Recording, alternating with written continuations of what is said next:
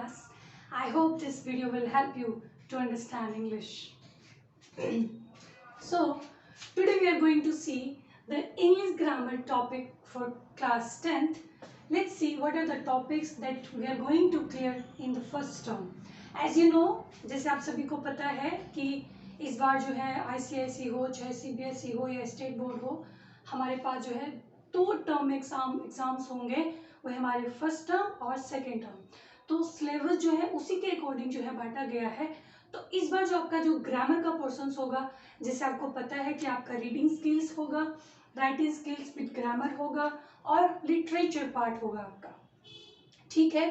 तो आपके जो ग्रामर का जो पार्ट होगा उसमें जो आपके ये टॉपिक्स होंगे, पहला जो टॉपिक होगा वो टॉपिक है आपका टेंस, ओके। जो फर्स्ट जो टॉपिक होगा आपका वो टेंसेस होगा। सेकेंड जो टॉपिक है वो आपका मोडाल्स होगा। हम जो स्टडी करेंगे हम बहुत ही डिटेल में टेंसेस हो चाहे मोडाल्स हो और बाकी जो ग्रामर के जितने टॉपिक्स हैं उसे हम बहुत ही अच्छे से कवर करने वाले हैं। तो जो थर्ड टॉपिक होगा हमारे पास सब्जेक्ट वर्ब कॉन्कर्ड है। अब सब्जेक्ट वर्ब कॉन्कर्ड क्या होता है? अब कई बार स्टूडेंट कंफ्यूज हो जाते हैं कि मैम ये कॉन्कर्ड क्या है ना। सब्जेक्ट तो समझते हैं मैम, वर्ब भी समझते हैं, बट ये कॉन्कर्ड क्या है? बट बहुत ही आसान सा चीज है। जब सब्जेक्ट और वर्ब के बीच में कंप्रोमाइज हो जाता है यहाँ पर, तो इसे क्या बोलते हैं? एग्रीमेंट। क्या बोलते हैं? एग्रीमेंट। तो इसी का दूसरा नाम है concord, okay. Don't worry students, we will study in detail subject verb and concord. Then fourth topic जो हमारा ग्रामर में है वो है रिपोर्टेड स्पीच। और रिपोर्टेड स्पीच के अंदर जो हमारे पास जो हेडिंग्स है वो है comments and request, statements and questions, okay. उसके बाद जो हमारे पास जो फिफ्थ टॉपिक है वो है डिटरमिनर्स, ठीक है। तो ये हमारे पास 5 टॉपिक्स है। मेरा जो पहला टॉपिक होगा आपको सिखाने के लिए, वो मैं जा रही हूँ सिखाने के लिए आपको टेंसेस।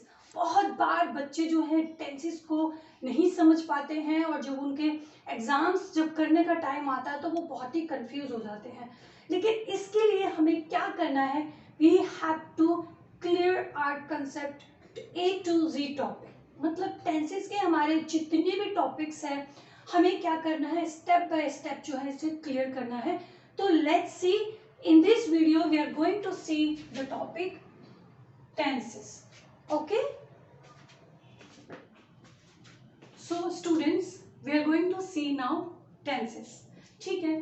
तो हमारा जो एजेंडा होगा ड्यूरिंग दिस क्लासेस, इस क्लास में हम ये देखेंगे कि टेंसेस को डिटेल्ड में स्टडी कैसे करें। हमारा जो मेन एजेंडा है वो है, आपको सबसे पहले पता है कि टेंसेस जो है हमारे पास क्या होते हैं? प्रेजेंट, पास्ट और फ्यूचर। और इन तीनों को भी मैं अभी थोड़ी ही देर में आपको डिटेल में बताने वाली हूँ। अब देखिए हमारा जो एजेंडा है टेंसेस को सीखने के लिए वो नंबर 1 है to understand the need of tense. हमें टेंस की जरूरत क्यों है? ठीक है, हम भैया कोई भी चीज हो, कोई भी ग्रामर हम करते हैं, चाहे वो आर्टिकल्स हो, चाहे वो मोडाल्स हो, चाहे वो हमारे पास रिपोर्टेड स्पीच हो, या हमारे पास डिटरमिनर्स हो, या फिर हमारे पास प्रीपोजिशंस हो, कोई भी टॉपिक जब हम ग्रामर में करते हैं उसका यूज और उसका नीड बहुत ही जरूरी है जानना। तो अब देखते हैं कि to step by step understand the types of tenses. अब हमें क्या करना है? टेंस को स्टेप बाय स्टेप हमें समझना है। मतलब कि टेंसेस में क्या रूल्स है, हमें कैसे इसे फॉलो करना चाहिए, कैसे हमें इसे माइंड में एक पिक्चर बनाना चाहिए, हमें किस तरीके से इसे करना चाहिए, that we will see step by step, ठीक है। Then after that we will see in tenses how to take help of helping verbs. हमें आपको पता है कि टेंसेस में जो है हेल्पिंग वर्ब की बहुत ही ज्यादा जरूरत होती है, तो हम उसको टेंसेस में कैसे यूज करेंगे, ठीक है। हेल्पिंग वर्ब इन टेंसेस, जैसे कि आपको पता है कि इज, एम, आर, वाज, वर, है ना। अब ये सब जो है हैज, हैव, हैड, तो ये सारी चीजें हम देखेंगे कि किस तरीके से हेल्पिंग वर्ब जो है टेंस में यूज हम करते हैं। Then next we will see is create the structure of each tense. Create structure. आप देखिए प्रेजेंट टेंस है हमारे पास, पास्ट टेंस है हमारे पास, फ्यूचर टेंस है हमारे पास। अब आपको जैसे पता है कि प्रेजेंट टेंस के भी हमारे पास 4 टाइप्स होते हैं। वो कौन कौन से होते हैं हमारे पास? Present simple indefinite tense, present continuous tense, present perfect tense और प्रेजेंट परफेक्ट कॉन्टिन्यूअस टेंस। तो एक एक एग्जांपल ले लेते हैं। जैसे हम करेंगे, सपोज करो कि प्रेजेंट इंडेफिनिट टेंस अगर हम करते हैं, ठीक है, तो उसे हमें क्या करना होगा, उसमें हमें देखना पड़ेगा कि पॉजिटिव कौन सा है, नेगेटिव कौन सा है, इंटेरोगेटिव कौन सा है, और इसी के साथ में हम देखेंगे rules of each tenses, so we will not be confused when the time comes for your examinations. ठीक है बच्चों, तो ये जो टेंस की जो ये टॉपिक्स है ये हम आज क्लियर करेंगे। सो आप अगर नोट करना चाहते हैं तो आप नोट कर सकते हैं, नहीं तो आप देखिए कि हम जो है आज जो करेंगे प्रेजेंट टेंस को हम आज फॉलो करेंगे। ओके ओके, सो अब हम देखते हैं कि व्हाट आर टेंसेस। बच्चों टेंस होता क्या है? Tenses are used to denote time and action in a sentences. अब हम टेंसेस का यूज क्यों करते हैं या टेंसेस होता क्या है, वो हमें समय और क्रिया मतलब कि टाइम और एक्शन के बारे में पता करने के लिए हम टेंस का यूज करते हैं। जैसे कि time plus action is equal to tense. ठीक है, टाइम हमें बताता है, जैसे कि टाइम देखो बच्चों, टाइम हमें किसके बारे में बताता है? Present, past, future. तो ये टाइम है, प्रेजेंट मतलब अभी, now it's a time. Past मतलब बैक टाइम, ठीक है, बैक टाइम। अब बैक टाइम का मतलब क्या होता है? 100% डन।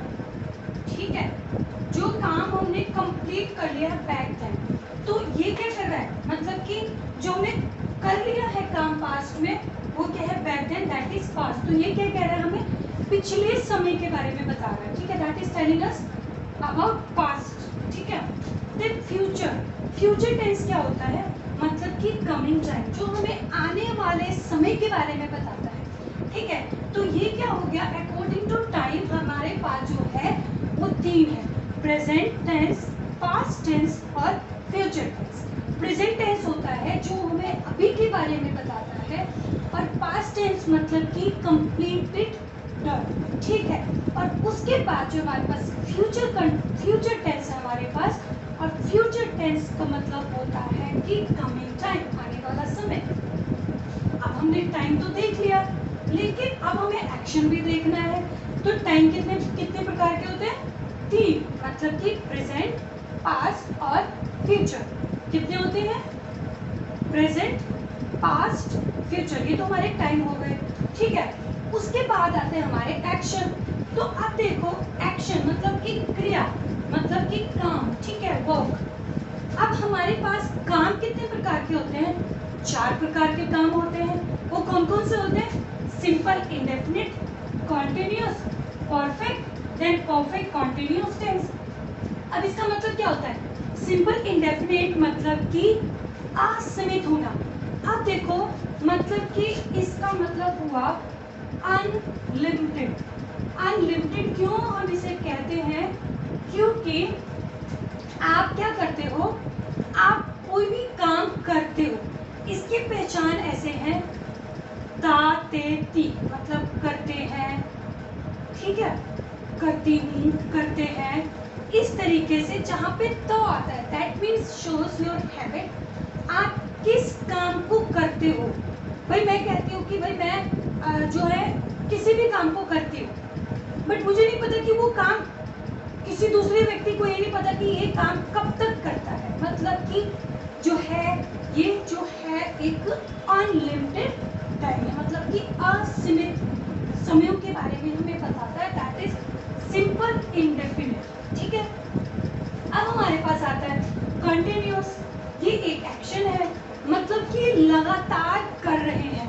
ठीक है, हम कोई भी काम जैसे हमने शुरू किया बट अभी कर रहे हैं, पता नहीं कि हम कब तक कर रहे हैं, कब हमने शुरू किया और कब हम खत्म करेंगे, कुछ भी नहीं, लेकिन हम बता रहे हैं कि मैं अभी काम कर रही हूँ, कर रही थी या कर चार प्रकार के एक्शंस होते हैं। तो इसमें देखो पहला था हमारे पास सिंपल इंडेफिनिट और दूसरा क्या है कॉन्टिन्यूस, मतलब कि लगातार होने वाला काम। ठीक है, आप यहाँ पे हिंदी में भी लिख सकते हो लगातार होने वाला, या फिर आप इंग्लिश में कह सकते हो ऑन गोइंग एक्शन। क्या हो सकता है?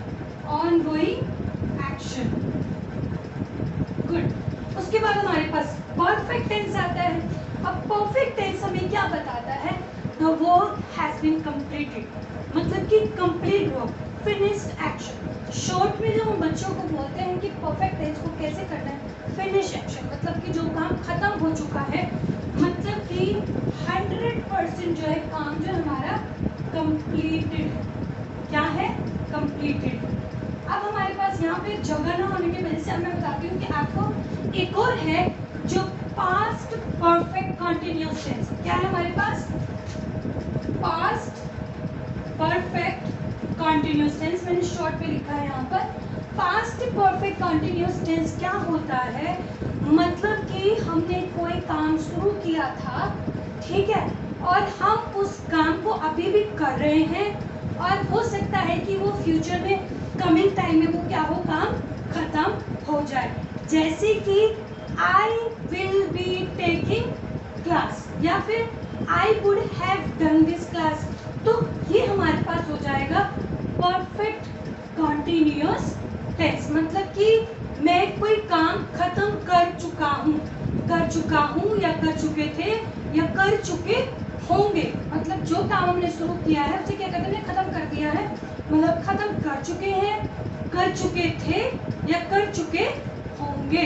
जैसे हम बोलते हैं ना कि उन्होंने शायद खेल लिया होगा अभी तक, है ना। दे विल हैव प्लेइंग नाउ, ठीक है, मतलब कि अभी तक तो वो खेल चुके होंगे। They will have played now. तो इस तरीके से हमारे पास क्या है? Perfect continuous tense. तो हमारे पास एक्शन कितने बच्चों? 4 एक्शन है। Simple indefinite tense, continuous tense, perfect tense और परफेक्ट कंटिन्यूअस टेंस। ठीक है, तो आपको समझ में आया टाइम और एक्शंस। ओके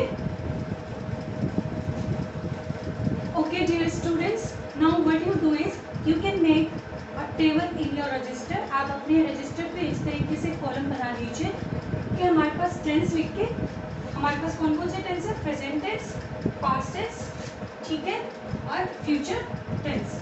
और फ्यूचर टेंस के 4 पार्ट्स होते हैं। वो कौन कौन से हम देख सकते हैं? हमारा पहला है simple indefinite present tense, present continuous tense, present perfect tense, present perfect continuous tense, ठीक है।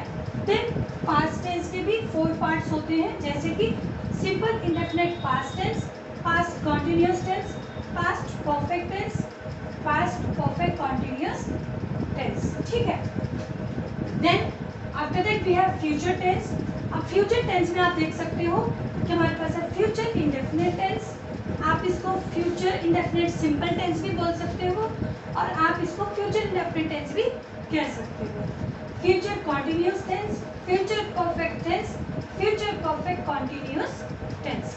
तो बच्चों कई बार आपसे जब एक सवाल किया जाता है कि बच्चों how many types of tenses भी है, तो बहुत सारे बच्चे गलत जवाब देते हैं। वो कहते हैं कि ma'am we have 3 types of tenses, present, past and future.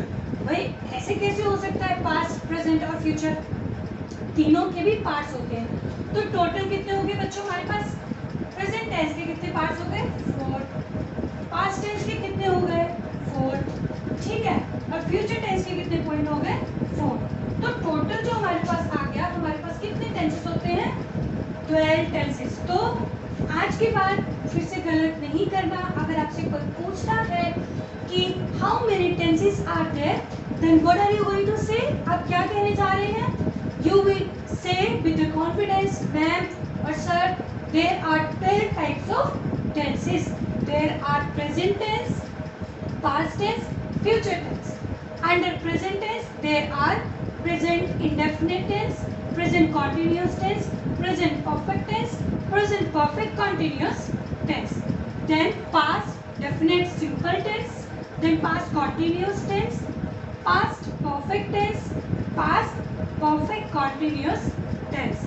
In the same way, we have future indefinite tense, future continuous tense, future perfect tense, future perfect continuous tense. तो आपको पता है कि प्रेजेंट टेंस का मतलब होता है कि जो अभी काम करते हैं, जो प्रेजेंट में चल रहा है, और पास्ट होता है जो कंप्लीट वर्क किया हुआ होता है, फिनिश्ड एक्शन जिसे शो करते हैं, और फ्यूचर होता है आने वाले समय के बारे में बताना. So you can write it down. So now we are going to see the present indefinite tense. जो आज हमारा जो पहला टेंस है वो है प्रेजेंट इंडेफिनिट टेंस. ठीक है, अब देखो हमें प्रेजेंट टेंस की जो जरूरत क्या होती है वो हमें पहले से पता है.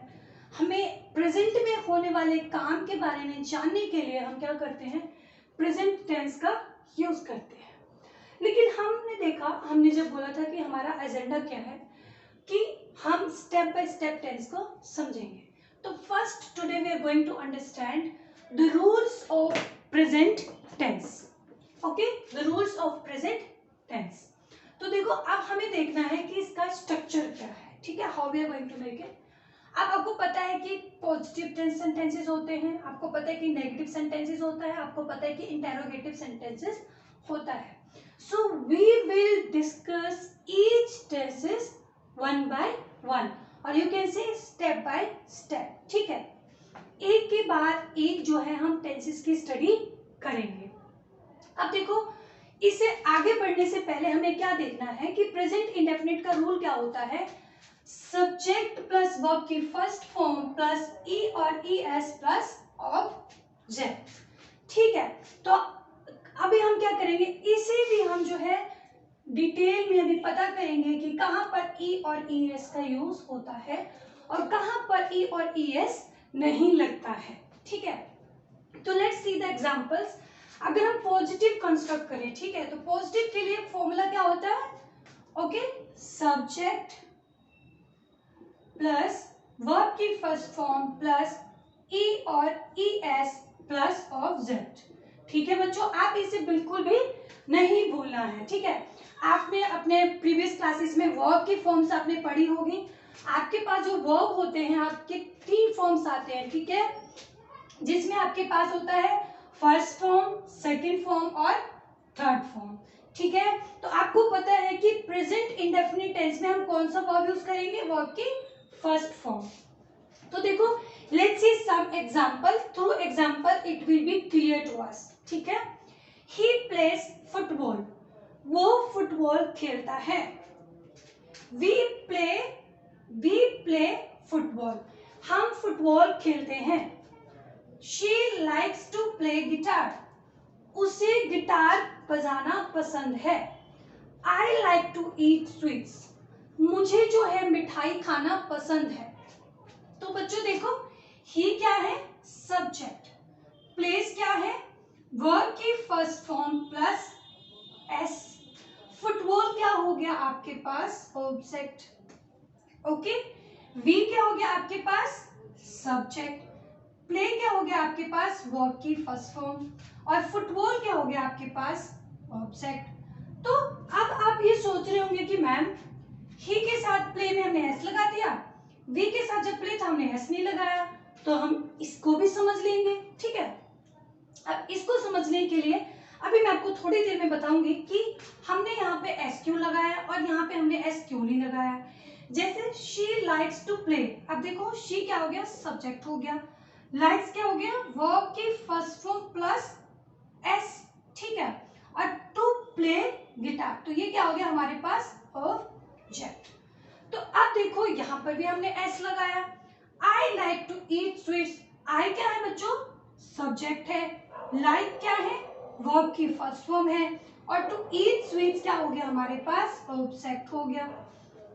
तो हमें अब क्या करना है, कहां पर एस लगना चाहिए, कहां पे एस नहीं लगना चाहिए, या फिर कहां पे ई और इसका यूज होना चाहिए, इसको समझने के लिए हम क्या करेंगे, आगे हम उसे देखेंगे. तो लेट्स सी कि वेयर वी यूज ई और ई एस, उसके लिए हमें क्या देखने की जरूरत है. ठीक है, okay. So we will see now where do we use e or es with verb in present indefinite tense. Okay, तो इसे जानने के लिए हमें क्या पता करना है फर्स्ट ऑफ ऑल कि फर्स्ट पर्सन, सेकंड पर्सन और थर्ड पर्सन, सिंगुलर और प्लूरल के बारे में जो है हमें अच्छे से पता होना चाहिए. अब वो कैसे है, जैसे कि फर्स्ट पर्सन द स्पीकर, मतलब कि जो व्यक्ति बोलता है, ठीक है, first person is the speaker. इस पे आप मार्क करना कि this is the speaker. First person is the speaker, मतलब कि जो बात कर रहा है, ठीक है.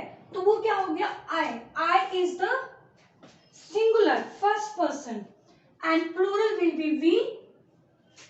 Okay, first person will be that, मतलब कि वी आर टॉकिंग, है ना. मैं एक एग्जांपल देती हूँ. I am your English teacher और I am your teacher of फलाना फलाना, मतलब कुछ भी सब्जेक्ट के आप जोड़ सकते हो. तो ये क्या हो गया कि सिंगुलर मैं मतलब बोल रही हूँ I am the speaker, but plural हो जाएगा तो हम क्या, अगर मैं ग्रुप में हूँ, ठीक है, प्लूरल हूँ, अगर 2 या 3 लोग हैं हम लोग, तो क्या कह सकते हैं, वी आर योर टीममेट्स, ठीक है. तो हम इस तरीके से देख सकते हैं. Then second is second person the person spoken to, जिस व्यक्ति को बोला गया है वो क्या है, सेकेंड. तो सिंगुलर क्या है, यू, और प्लूरल भी यू. अब यू क्या कह रहा है, भैया मैं तो सिंगुलर भी होऊंगा और मैं प्लूरल भी रहूंगा. क्यों, क्योंकि जब मैं यू, मतलब कि जब मैं सामने वाले एक व्यक्ति भी हो सकता है और उससे ज्यादा भी हो सकता है, लेकिन मैं सिर्फ यू ही रहूंगा. तो ये जो सेकेंड पर्सन है, the person spoken to is you and you. Okay, आपको समझ में आ रहा है, ठीक है. Then we have third person the person talk about, मतलब जिस व्यक्ति के बारे में, सपोज करो कि मैं सामने वाले व्यक्ति से बात कर रही हूँ, तो वो मेरे लिए क्या हो जाएगा, सेकेंड पर्सन हो जाएगा. लेकिन अगर हम दोनों, अगर मैं किसी और व्यक्ति के बारे में बात करती हूँ, that means I am talking about third person. Who is the third person, third person is he, she और इट, ठीक है. तो ही, शी और इट, ये क्या है, सिंगुलर है. और अगर मैं कहूंगी कि मैं बहुत सारे लोगों के बारे में बात कर रही हूं, मतलब कि एक से ज्यादा लोगों के बारे में बात कर रही हूं, तो वो प्लूरल क्या हो जाएगा, दे हो जाएगा. तो अब हम ये देखने जा रहे हैं कि first person, second person, third person. देखो फर्स्ट पर्सन कौन सा है, आई और वी. सेकेंड पर्सन क्या है, you. Third person, sorry, you का प्लूरल क्या है, यू. देन थर्ड पर्सन का जो सिंगुलर है वो ही, शी, इट. लेकिन अगर हम प्लूरल के लिए यूज करेंगे तो क्या यूज करेंगे, दे.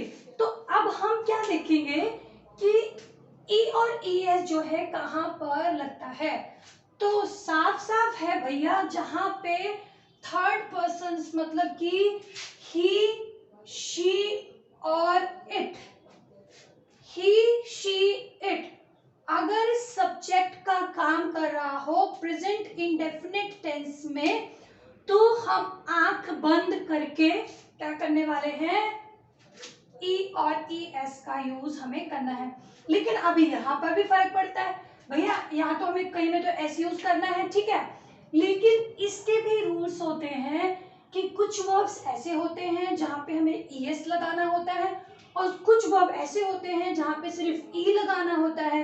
ये कुछ वर्ब ऐसे होते हैं जहाँ पे सिर्फ हमें एस लगाना होता है. सो डू यू अंडरस्टैंड, हमें अभी क्या समझना है कि प्रेजेंट इंडेफिनिट टेंस में ई और ई एस का यूज कहाँ पर होता है. तो I think first person, second person, third person. First person कौन सा है, द स्पीकर, मतलब जो बात करता है. सेकेंड पर्सन जिससे हम बात करते हैं, मतलब the person spoken to. Third person the person talk about, जिस व्यक्ति के बारे में बात किया जा रहा है, मतलब थर्ड पर्सन. हम 2 व्यक्ति हैं लेकिन तीसरा व्यक्ति यहाँ पर नहीं है जिसके बारे में बात कर रहे हैं, ठीक है. तो ये तीनों आपको क्या करना है, प्रेजेंट इंडेफिनिट टेंस को समझने के लिए आपको ये चीजें का भी पता होना चाहिए. सो स्टूडेंट, हमने अभी क्या बनाया था, टेबल बनाया था जिसमें हमने देखा कि फर्स्ट पर्सन, सेकेंड पर्सन और थर्ड पर्सन और सिंगुलर और प्लूरल हमने देखा था.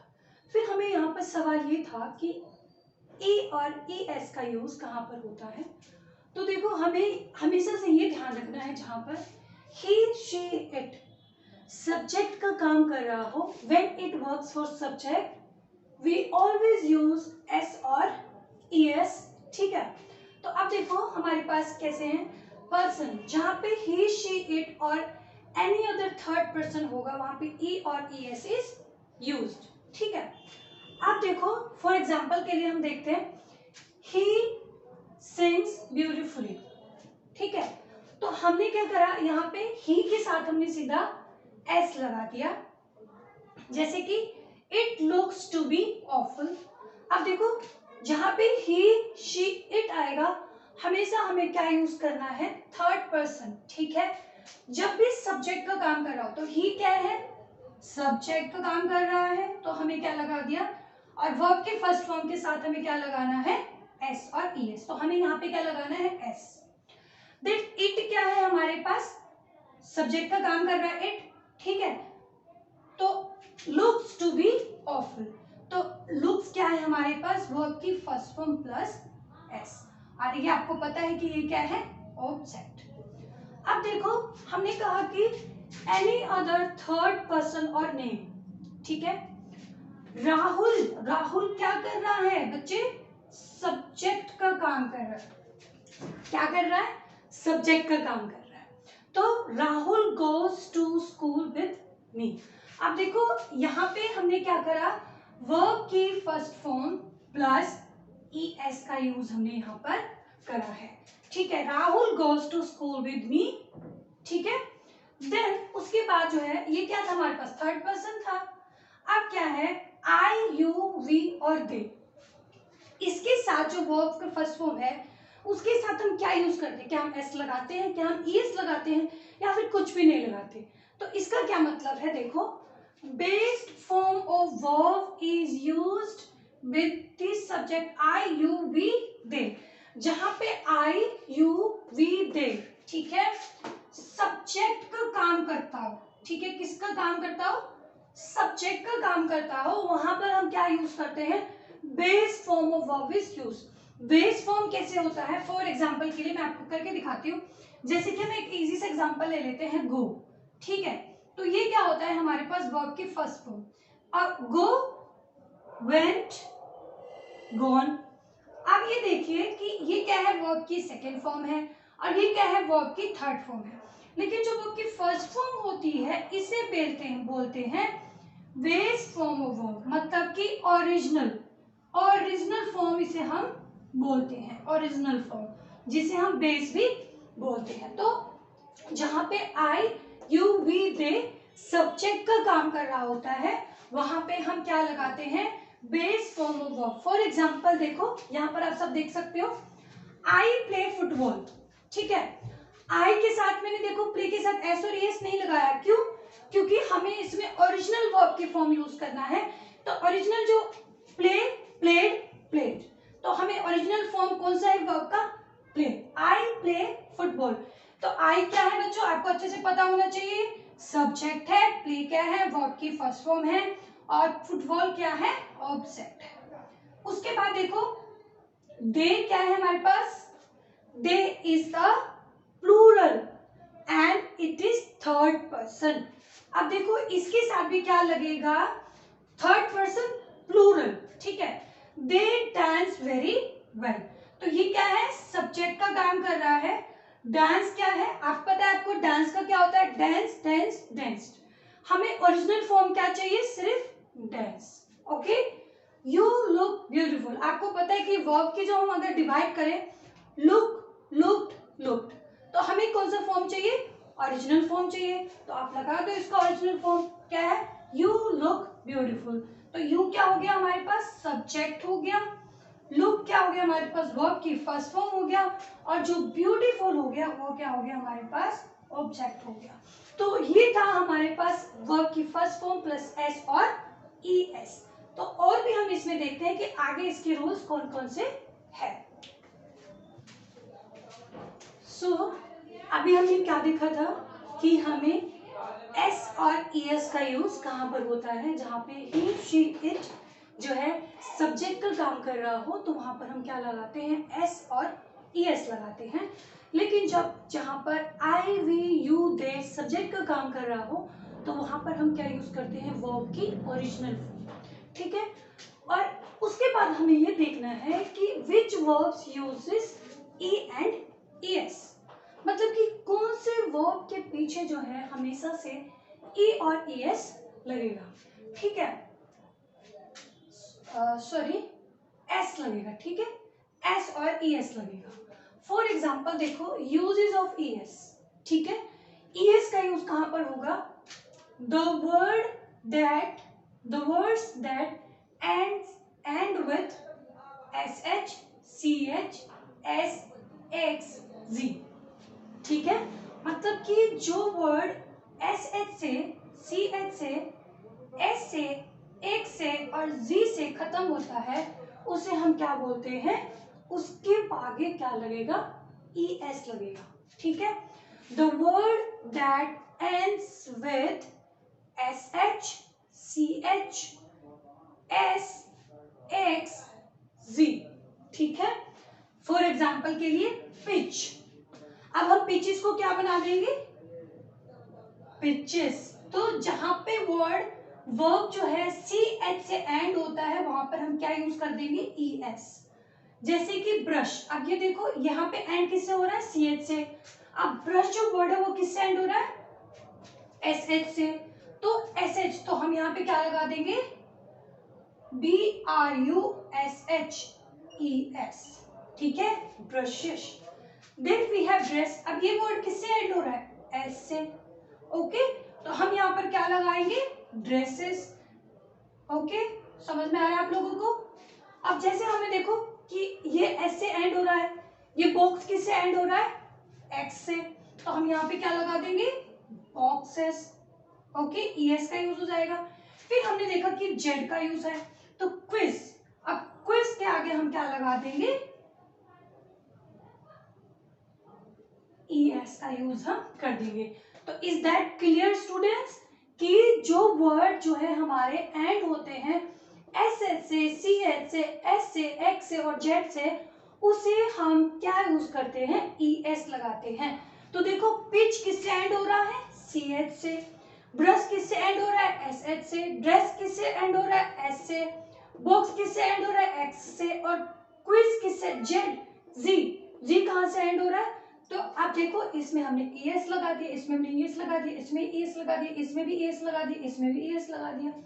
अब इसी तरीके से हमें ये देखना है कि यूजेस ऑफ S, अब हम S कहां पर लगाते हैं। ठीक है, अब ये भी एक सवाल है, simple, the words that do not ends with SH CS S X and Z, मतलब कि जो word SH CH S X G से फिनिश नहीं होता, एंड नहीं होता, उसे हम क्या लगाते हैं, S लगाते हैं। तो हम कुछ एग्जांपल्स को देख लेते हैं, जैसे कि प्ले है। ओके, अब देखो प्ले में SH लगा है क्या, आगे नहीं लगा है, CH लगा है नहीं लगा है, आपको S लगा है नहीं लगा है, X लगा है नहीं लगा है, Z लगा है नहीं लगा है, तो हम क्या लगा देंगे, S लगा देंगे, प्लेस क्या लगा देंगे, S। इसी तरीके से चेंज, अब देखो यहाँ पर देखो, क्या ये कोई वर्ड एंड हो रहा है इससे, नहीं, तो क्या लगा देंगे, changes, CHANGES, changes. Then trick, अब देखो ये वर्ड हमारा क्या, ये वर्ब क्या हमारा, ये वर्ब एंड हो रहा है इन वर्ड से, नहीं हो रहा है, तो अब S लगा देते हैं। ठीक है, TRICKS। अब उसके बाद देखो होप में क्या ये SH CH और S और X और Z से खत्म हो रहा है, नहीं, is it, no, so what we are going to use, S। तो आप लगा दीजिए यहाँ पे आंख बंद करके, होप, होप्स। ठीक है, नी, तो आप इसको भी इसी तरीके से कर देंगे। तो आई होप कि आपको जो है ये माइंड में आपको हमेशा क्लियर कर। स्टूडेंट्स एक बात का हमेशा याद रखिए आप, कि बच्चे ज्यादातर जो कंफ्यूज होते हैं ना टेंस में, प्रेजेंट इंडेफिनिट टेंस में, जब उनके पास जो एग्जांपल सॉल्व करने का जब टाइम आता है, हम एग्जांपल भी सॉल्व करेंगे इसके, तो बच्चे उस टाइम कहाँ कंफ्यूज हो जाते हैं कि क्या एस किसके साथ लगेगा, ई एस कहाँ पे लगेगा, या फिर कहीं पर भी एस कहाँ नहीं लगेगा, तो वो क्या करते हैं ना, इसमें कंफ्यूज हो जाते हैं और एग्जाम में जो है अपने टेंस में मार्क्स को कम कर लेते हैं। तो इसके लिए आपको क्या करना है, प्रेजेंट इंडेफिनिट टेंस को जब आप सीखते हैं तो आप हमेशा से जो है ई एस और ई एस का यूज कहां पर होता है ये आप जरूर सीख ले। Okay done. तो आई होप कि आज जो है आपका जो है प्रेजेंट इंडेफिनिट टेंस के रूल्स जो है आपको समझ में अच्छे से आ गया होगा।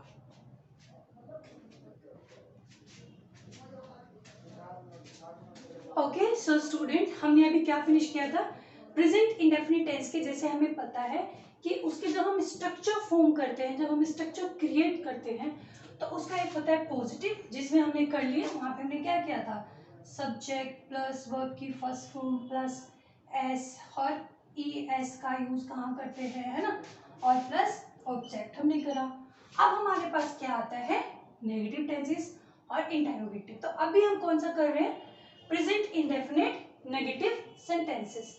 तो अब देखो सबसे पहले जो है प्रेजेंट नेगेटिव टेंस के लिए हमें क्या करना है, प्रेजेंट इंडेफिनिट नेगेटिव सेंटेंसेस के लिए हमें ये देखना है कि हमें इसमें देखो सब्जेक्ट तो हमने यहाँ से ले लिया, लेकिन अब हमें नेगेटिव टेंसेस के लिए हमें क्या यूज करना है, do does plus not plus verb की फर्स्ट फॉर्म और प्लस ऑब्जेक्ट। ठीक है, पर अब ये भी सवाल उठता है कि हम डू का यूज कहाँ करें और डज का यूज कहाँ करें।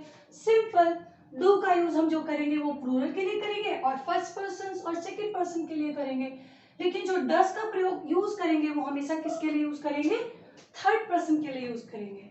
ठीक है, तो ज्यादा घबराने की जरूरत नहीं है, it is very easy. How, see we will see through some of the examples. ठीक है, हम कुछ एग्जांपल्स को देखते हैं, जैसे कि first example we have, he does not play football. वो फुटबॉल नहीं खेलता, नेगेटिव टेंस बन गया। ठीक है, अगर मैं कहूं कि अगर हम सिंपल एक टेंस बनाए, ठीक है, ही प्लेस फुटबॉल, ठीक है, तो नेगेटिव टेंस बनाने में हमें क्या ऐड, नेगेटिव सेंटेंसेस बनाने में क्या ऐड करना पड़ा, सिर्फ डू डज। ही क्या है बच्चों, थर्ड पर्सन, ये क्या है थर्ड पर्सन। अब थर्ड पर्सन के साथ हमेशा डज लगता है, तो अब हम क्या करें, हमारा फॉर्मूला क्या है, ये क्या था, ये तो पॉजिटिव टेंस का था बच्चों, ये हमने पॉजिटिव सेंटेंसेस जब हमने बनाए थे तब हमने ये बनाया था, लेकिन इसे नेगेटिव में चेंज करने के लिए हम क्या करेंगे, सब्जेक्ट क्या है, ही ले लिया। ठीक है, और ही और हमेशा जो है थर्ड पर्सन के साथ क्या लगेगा, डज लगेगा। ठीक है, तो हमने क्या करा, ही हमें सब सब्जेक्ट हो गया, डज और नॉट डू, ये क्या हमारे पास हेल्पिंग हेल्पिंग वर्ब। तो he does not play football, तो सिंपल हमने क्या कर दिया, डज नॉट लिया है और सेम एज इट इज वही की वही, बस हमें नेगेटिव करना था। तो सेम हम करेंगे, we do not play football, तो वी क्या है बच्चों, सब्जेक्ट, डू क्या हो गया हमारे पास, हेल्पिंग वर्ब। ठीक है, और ये इसका फॉर्मूला है, और नॉट प्लस प्ले फुटबॉल, तो ये क्या हो गया हमारे पास, और ये वर्ब की फर्स्ट फॉर्म और ये क्या हो गया हमारे पास, object. Right, I do not like to play guitar, I क्या हो गया सब्जेक्ट, डू क्या हो गया वर्ब की, सॉरी डू क्या हो गया हमारे पास, हमें नेगेटिव टेंस ले लेके लाने के लिए क्या यूज करना है, डू और डज का और plus not, I do not, और आई के साथ डू के यूज हो रहा है क्योंकि ये फर्स्ट पर्सन है। ठीक है, और दिस इज, आई जो है वो फर्स्ट पर्सन है और डू जो है वो किसके लिए यूज किया जाता है, सिंगुलर के लिए यूज किया जाता है, लेकिन फर्स्ट पर्सन के साथ यूज किया जाता है। I do not like to play guitar, she does not play any game, अब शी क्या है सब्जेक्ट, डज क्या है हमारे पास हेल्पिंग वर्ब, अब नॉट क्या है हमारे पास, नॉट हमारे पास हमें नेगेटिव सेंटेंस बनाना है तो नॉट चाहिए, और प्ले क्या हमारे पास वर्ब की फर्स्ट फॉर्म, और एनी गेम ये क्या हो गया हमारे पास ऑब्जेक्ट हो गया। तो इन द सेम वे अब हम देखते हैं फोर्थ एग्जांपल देखते हैं, दे प्ले हॉकी एवरी डे, अब दे क्या हो गया सब्जेक्ट हो गया, प्ले क्या हो गया हमारे पास, सॉरी अगर हमें नेगेटिव बनाना है तो यहाँ पे क्या आ जाएगा, दे के साथ दे डू नॉट प्ले, ये यहाँ पर पहले आएगा, ठीक है। They do not play hockey every day. अब ये प्ले क्या है, वर्ब की फर्स्ट फॉर्म। हॉकी और एवरीडे क्या है हमारे पास, ऑब्जेक्ट। तो आपको मैं समझती हूँ कि नेगेटिव टेंस जो है आपका क्लियर हो गया है। तो बच्चों इसी तरीके से आपको क्या करना है, इंटेरोगेटिव टेंस करना है। अब इंटेरोगेटिव टेंस में क्या करना है, आप देखिए इट्स वेरी इजी। पहले आपको मैं समझती हूँ कि आपको समझ में आ गया होगा। नेगेटिव सेंटेंसेस के लिए क्या करेंगे, subject plus do does plus not plus verb की first form plus object. Okay, so ये आप लिखना चाहते हो तो लिख लीजिए, और क्योंकि आप जब प्रैक्टिस करेंगे तो ये आपको हेल्प करेगा। Then see now the interrogative tense. So बच्चों अब हम क्या देखेंगे, present indefinite interrogative tense. Why, because positive हमने कर लिया, नेगेटिव हमने कर लिया, अब हमें क्या करना है, इंटेरोगेटिव सेंटेंस करना है।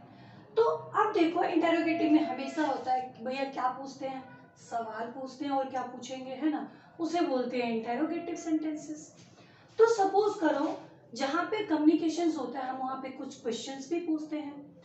And when we ask questions from somebody, then what we are going to use, we in simple indefinite tense, जब हम इंटेरोगेटिव टेंस सेंटेंसेस बनाते हैं तो वहां पर हम क्या करेंगे, आपने देखा होगा कि नेगेटिव में हमने क्या लगाया था, है ना, सब्जेक्ट लगाया था प्लस डू डस नॉट, ठीक है, प्लस नॉट प्लस वर्ब की फर्स्ट फॉर्म प्लस ऑब्जेक्ट लगाया था। अब हमें जब इंटेरोगेटिव चाहिए तो क्या करना है, बस भैया ये क्या करो, ये आप आगे ले आओ और उसके बाद ये चले जाओ, सॉरी सब्जेक्ट। तो हमें क्या करना है, यहाँ पे डू डस, देन वर्ब की first form plus do does plus, sorry यहाँ पर हमने एक छोटी सी गलती कर दी है, जैसे यहाँ पे ऐसे आएगा, ठीक है। ओके लेट्स सी, देखो अब हम क्या करेंगे, डू डस यहाँ ले आएंगे, ठीक है, do does plus subject plus verb की फर्स्ट फॉर्म प्लस ऑब्जेक्ट और इंटेरोगेटिव का साइन, ये सुंदर सा साइन लगा देंगे। तो अब देखो इसका मतलब क्या हुआ, समझ में आया सभी को, ओके। तो हम कुछ एग्जांपल्स कर लेते हैं, ठीक है, ये आपके एग्जांपल दे रखे हैं। अब इस एग्जांपल में आपको समझ में आ जाएगा कि हमें इंटेरोगेटिव सेंटेंस कैसे फॉर्म करना है। देखो, डज शी प्ले हॉकी, क्या वो हॉकी खेलती है। आपको पता होगा कि मैंने डज क्यों लगाया है, क्योंकि यहाँ पे शी है। फिर अब देखो, डज शी प्ले हॉकी, तो डज क्या हो गया, हमने यहाँ पे सबसे पहले डू डज लगाया है, डज, ठीक है। देन शी इज सब्जेक्ट, और ये क्या है, प्ले, वर्ब की फर्स्ट फॉर्म, और ये हॉकी क्या हो गया हमारे पास, object. Then next we have is do they play hockey, क्या वे हॉकी खेलते हैं, मतलब जो एक ग्रुप ऑफ पीपल है उनके बारे में पूछा जा रहा है, तो वो वहां पर हम क्या लगाएंगे, डू।